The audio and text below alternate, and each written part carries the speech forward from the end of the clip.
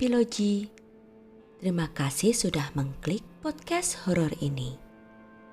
Kali ini aku akan membawakan kisah horor fiksi yang diangkat dari novel karyaku yang berjudul Rahasia Mertua.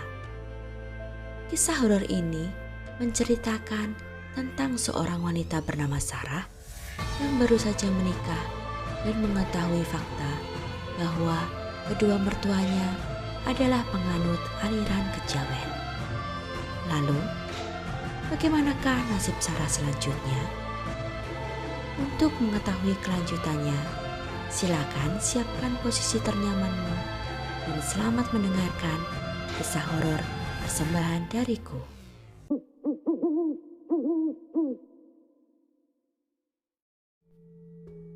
Gimana kabarmu, Sarah? Mama kangen. Sudah lama kita tidak bertemu. Apa kamu baik-baik saja di sana? Aku tersenyum mendengar nada kekhawatiran Mama. Lalu kusadari, beliau tak bisa melihat senyumanku. Semua baik-baik saja, Ma. Mama juga kan? Aku mengeraskan suara pada ponselku dan meletakkannya di atas tempat tidur agar kedua tanganku bebas menatap perlengkapan bayi yang baru saja kami beli. Iya, Mama sehat. Mama ingin bertemu denganmu, Sarah. Tapi Mama takut untuk berkunjung ke rumah mertuamu. Apa kamu tidak bisa datang ke rumah Mama saja? Aku menghela napas. Di ujung sana, pasti Mama bisa mendengarnya. Datang saja kemari, Ma. Insya Allah tidak akan terjadi apa-apa. Mas Bas dan mertuaku melarangku untuk bepergian jauh di masa kehamilan tua ini. Ujarku yakin.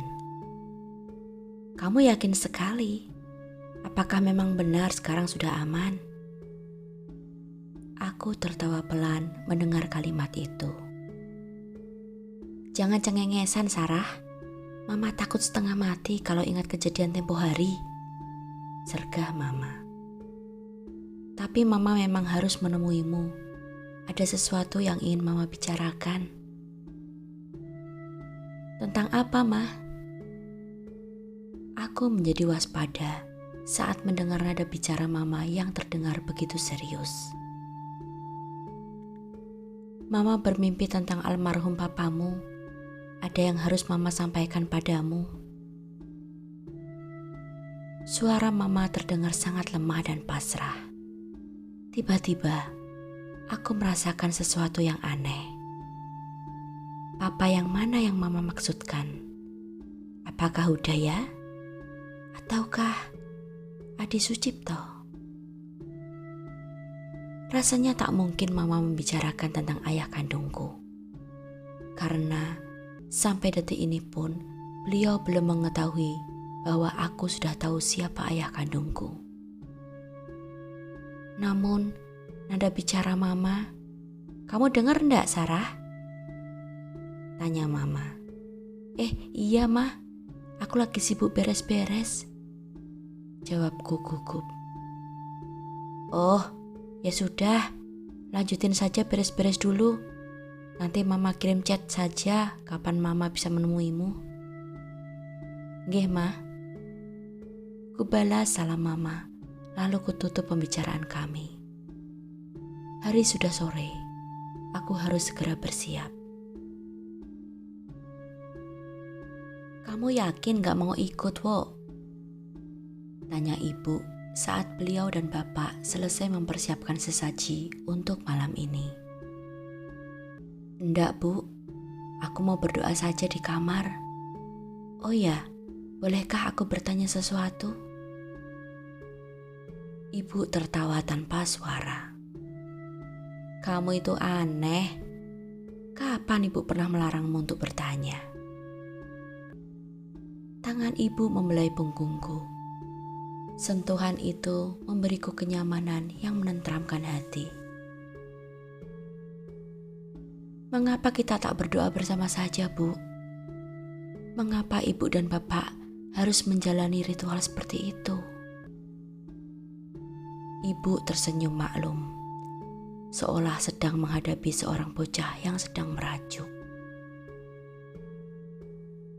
Iblis yang berusaha menghancurkan keluarga kita, usianya sudah ratusan atau bahkan ribuan tahun, Dok. Ia sudah ada bahkan sebelum ajaran Islam masuk ke tanah Jawa. Ilmu yang ia punya akan kami lawan dengan ilmu kami. Ilmu yang kami dapatkan dari nenek moyang kami secara turun-menurun. Aku terdiam mendengar penjelasan ibu. Berdoalah sesuai dengan apa yang kamu yakini. Gusti Maha Agung, Ia bisa mendengar doa dari semua bahasa dan semua cara. Lakukanlah dengan caramu, sementara kami pun akan melakukannya dengan cara kami. Suara ibu lembut menenangkanku. Baiklah, Bu, jawabku lirih. Nah, sekarang kami akan bersiap masuk ke kamar doa. Kamu bawalah ke kamar apa saja yang kamu butuhkan dari dapur. Jangan keluar dari kamarmu sampai besok pagi, ujar beliau. Nggih, Bu. Aku merasa sedikit lucu dengan perintah ibu. Selama menjadi menantunya, baru kali ini ibu menjelaskan panjang lebar dan memintaku untuk berdiam di dalam kamarku. Seolah hal itu tak pernah kulakukan sebelumnya. Apa ibu tak pernah tahu bahwa jangankan keluar kamar, membuka pintunya sedikit saja saat bapak dan ibu sedang melakukan ritual pun tak pernah kulakukan. Aku terlalu takut untuk bergerak. Aku membawa 2 botol air mineral dan beberapa makanan ringan serta buah-buahan ke dalam kamarku. Tak seperti sebelumnya yang cukup berdiam diri saja. Kali ini aku akan berusaha terjaga sepanjang malam untuk berdoa demi keselamatan kami semua. Kasihan anak kita kalau kamu begadang, Jeng. Mas Bas menasihatiku saat aku mengutarakan niatku.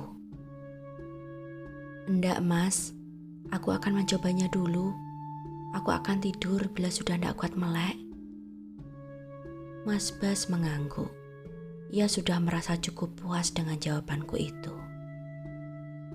Kami pun tidur sebentar dan memasang alarm agar terbangun pada pukul 1 dini hari nanti. Aku merebahkan tubuhku di atas tempat tidur dan mulai memejamkan mata.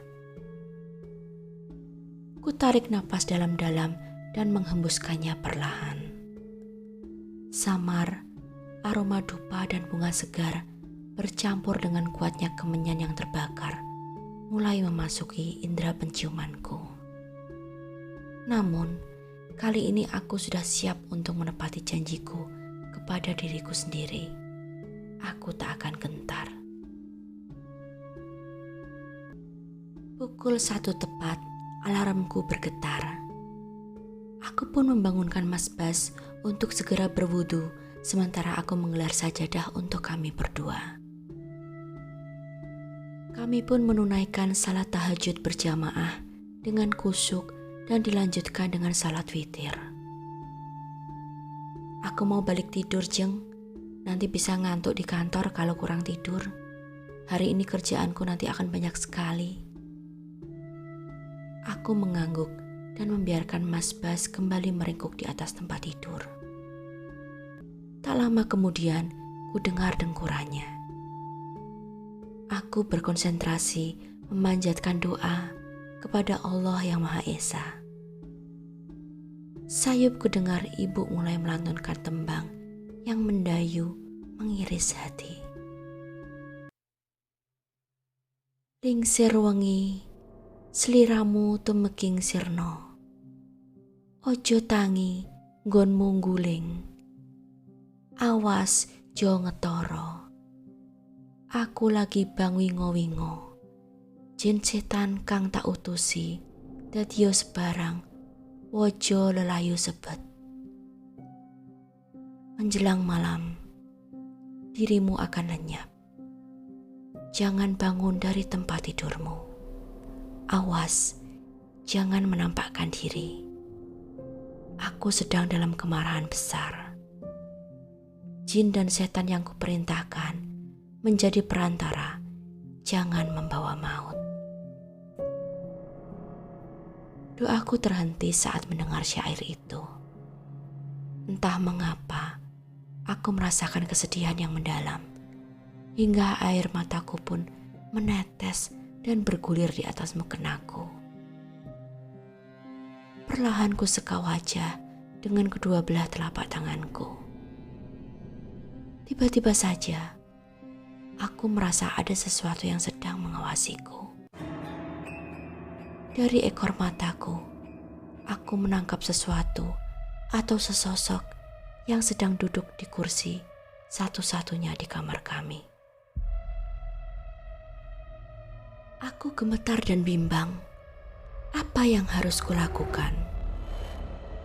Kutundukkan kepalaku. Bibirku melanturkan doa, memohon agar makhluk itu tidak menggangguku. Tiba-tiba saja, ku dengar suara yang bergema di kepalaku. Jangan takut, Nger. Aku adalah ayahmu. Seru suara itu. Suara seorang lelaki, lembut namun berwibawa. Dengan takut-takut, aku menoleh kepada sosok yang duduk di kursi itu. Sosok itu bertubuh sedang dengan posisi duduk tegap dengan kedua lengan berada di atas sandaran lengan. Wajahnya hanya terlihat remang-remang dengan bantuan lampu dari teras samping. Meski demikian, aku sangat yakin wajah itu menyunggingkan sebuah senyuman. Aku memandangnya dengan perasaan campur aduk antara rindu dan kesedihan. Kulirik Mas Bas. Ia sama sekali tak terganggu. Tidurnya begitu lelap. Tak perlu khawatir, Nger. Aku akan menjaga cucuku. Suara itu terngiang lagi di telingaku. Sosok ayahku masih tetap duduk mematung di kursi itu. Namun, kini perlahan mulai memudar hingga sama sekali menghilang. Jemariku gemetar saat mengusap air mataku.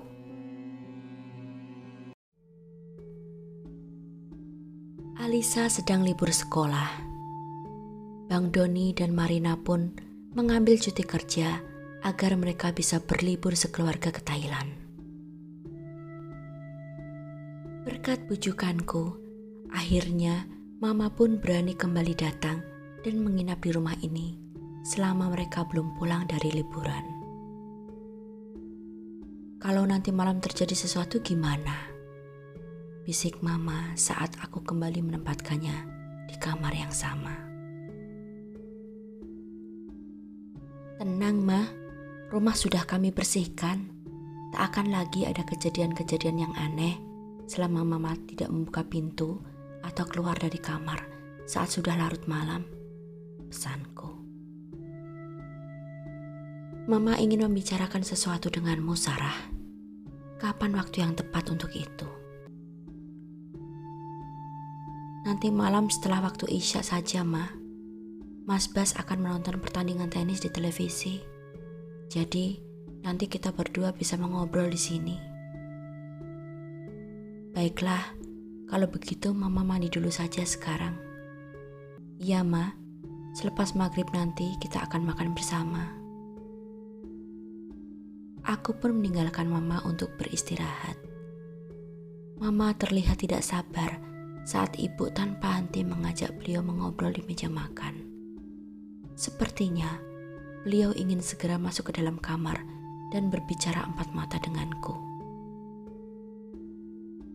Bu Ningrum mau istirahat Jeng, sudah malam. Pasti beliau lelah karena perjalanan jauh, kata bapak. Oh iya, maaf ya Bu, saya kalau sudah ngobrol memang bablas kemana-mana. Monggo loh kalau jenengan mau istirahat sekarang, saya juga ada yang harus saya rapikan di kamar. Ibu tertawa rikuh pada Mama yang hanya tersenyum maklum. Aku dan Mama membantu ibu membersihkan meja makan dan mencuci piring. Lalu kami pun kembali ke kamar masing-masing. Pada pukul 8 malam, aku mengetuk pelan pintu kamar Mama. Masuk Sarah. Aku duduk di hadapan Mama di tepi tempat tidur. Mama tampak gugup dan gelisah. Ada apa, Ma? Tanyaku. Mama ingin mengatakan sesuatu sebelum bayimu lahir, Sarah. Sudah beberapa malam, Mama mengalami mimpi yang sama. Itu sebabnya, akhirnya Mama pun memutuskan untuk membuka sebuah rahasia kepadamu. Rahasia selama puluhan tahun. Mama menatap mataku lekat-lekat, sembari memegang kedua lenganku. Kamu jangan kaget dan marah ya. Aku tersenyum. Nggak akan, Ma. Mama melepaskan pegangannya dan menggenggam tangannya di pangkuan. Begini Sarah, papa kandungmu datang dalam mimpi agar Mama mengatakan hal yang sebenarnya kepadamu. Papa kandungmu bukan Adi Sucipto, dia bernama Hudaya. Aku hanya diam dengan seulas senyum tipis. Mama terlihat heran karena aku sama sekali tak terkejut. Aku sudah tahu itu, Ma, dari bapak dan ibu. Mama terperangah, matanya membelalak. Bagaimana mereka bisa tahu? Aduh, memalukan sekali. Keluh Mama. Beliau menutup wajah dengan kedua belah tangannya. Aku pun menceritakan semua yang telah disampaikan oleh bapak dan ibu, termasuk kutukan yang melanda di keturunan Joyolodaya dan Waluyo. Sekian lama aku menunggunya tanpa tahu apapun yang terjadi pada dirinya. Perasaan sakit hati, amarah, dan rasa rindu yang kupendam bertahun-tahun lamanya, meski aku sudah menikah lagi dengan Adi Sucipto. Kasihan sekali papamu, Sarah. Semoga dia memaafkanku. Mama mulai terisak-isak. Air mata menetes ke pangkuannya. Aku memeluk Mama. Tangisnya pecah. Tubuhnya terguncang-guncang. Beliau memaafkan Mama kok, jawabku. Samar kulihat sosok papa sedang duduk di atas kursi di belakang Mama, sedang tersenyum menatap kami. Pagi harinya, Mama terlihat sumringah saat kami berkumpul di meja makan untuk menikmati sarapan.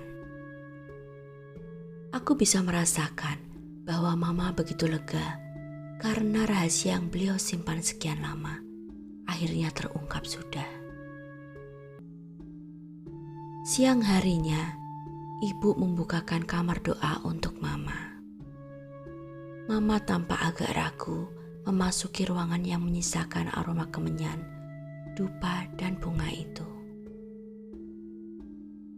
Tulang belulang suami ibu ada di dalam kotak dan terbungkus kain kafan, Bu. Bungkusan yang panjang berisi tulang milik suamimu, sedangkan yang pendek adalah tulang milik anakku, ujar ibu. Bolehkah aku melihatnya? Tanya Mama. Ibu mengangguk. Dengan gerakan anggun, beliau melangkah ke depan kotak itu dan mengangkat penutupnya dengan hati-hati. Silakan, ujar beliau. Mama melangkah ke depan peti. Tubuhnya gemetar. Aku yakin itu bukan karena rasa takut, namun karena gejolak perasaannya yang terpendam selama sekian puluh tahun. Mama menyentuh permukaan kain kafan yang ukurannya panjang. Seketika, tangis beliau pun pecah. Aku bergegas menghampiri dan merangkul pundak perempuan yang kucintai itu. Ibu berdiri mematung di belakang kami. Suara isakan Mama kini menjadi satu-satunya suara di ruangan itu. Beberapa menit berlalu hingga perlahan tangis Mama mereda dan beliau membalikkan tubuh menghadap ibu. Sudah cukup, Bu, ujar Mama lirih. Ibu mengangguk dan kembali menutup peti itu dengan rapat. Meski sudah lama tahu isi di dalam peti itu, namun tak urung aku pun merasakan gelombang kesedihan dan kengerian seperti yang Mama rasakan saat ini. Ternyata perasaanku berbeda antara sebelum dan sesudah mengetahui siapa pemilik tulang belulang itu. Sejujurnya, kondisiku sekarang ini pun tak lebih baik ketimbang Mama. Namun, aku harus kuat demi calon anakku. Kami beranjak menuju ke dapur. Bu Darti membuatkan teh untuk kami berempat yang duduk mengelilingi meja makan. Terima kasih jenengan dan Pak Sastro sudah bersedia menolong Hudaya dan menjaga Sarah, Bu, ujar Mama dengan suara bergetar. Ibu meraih genggaman tangan Mama di atas meja. Sama-sama, Bu. Kita melakukan semua ini demi anak-anak kita. Ibu menjawab tulus. Selama ini, aku mengira Hudaya hanya kabur karena ingin melepaskan diri dari persoalan hidup. Namun ternyata aku salah. Ia berkorban untuk melindungi Sarah. Tangis Mama pecah kembali. Bahunya terguncang. Ibu mengelus bahu Mama. Setiap orang punya praduga dan kesalahan, Bu. Aku yakin Pak Hudaya juga memaklumi perasaan ibu. Mama mengangguk-angguk mendengar tutur lembut ibu. Mama berpaling memandangku. Nanti, kalau sudah dekat perkiraan hari melahirkan, Mama akan datang lagi kemari, Sarah, untuk membantumu. Aku mengangguk senang. Mama sudah tak ragu lagi untuk datang ke rumah ini. Oh ya, nanti aku juga akan menginap di sini, Bu, untuk bantu-bantu kalau malam. Tiba-tiba Bu Darti menyela dan meratap kepada ibu. Ibu menatap bergantian kepada Mama dan Bu Darti. Aku senang kalau kita semua berkumpul untuk menyambut kelahiran cucuku nanti. Ibu tersenyum senang. Mama pulang dulu, Sarah. Jaga diri dan kandunganmu baik-baik ya. Kabari kalau ada apa-apa. Iya, Ma. Hati-hati di jalan. Jangan lupa kabari kalau Mama sudah sampai di rumah ya. Mama mengangguk, lalu memeluk tubuhku dan mencium keningku sebelum masuk ke dalam mobil travel. Aku melambaikan tangan hingga mobil itu menghilang. Aku bisa merasakan sekarang Mamamu lebih bahagia, Wo, ujar ibu sembari merangkul bahuku. Iya, Bu, terbayang rasanya memendam rahasia dan perasaan sedih selama puluhan tahun. Iya benar, ibu mengangguk setuju. Satu persatu masalah sudah kita selesaikan, tinggal tunggu kelahiran anakmu nanti. Semoga kita bisa menghadapi apapun yang akan terjadi nanti. Ibu berbalik dan meninggalkanku masuk ke dalam rumah. Entah mengapa, aku merasa bahwa selain kami, ada juga kekuatan jahat yang sedang menunggu kelahiran anakku. Demikianlah akhir part ke-17 dari kisah horor yang berjudul Rahasia Mertua. Apakah kalian suka kisahnya? Silakan tinggalkan komentar, berikan like, share, serta subscribe channel ini agar kalian mendapatkan notifikasi setiap aku mengupload part berikutnya. Terima kasih.